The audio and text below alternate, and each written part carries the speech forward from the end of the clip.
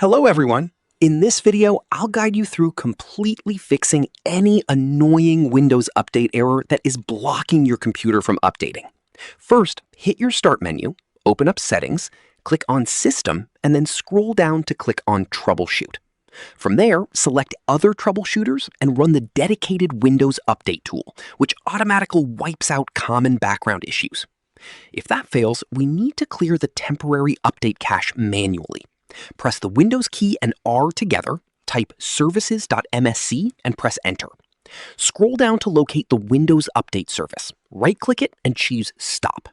Now, open your File Explorer and navigate directly to your C drive. Open the Windows folder, find Software Distribution, and permanently delete everything inside the Download folder.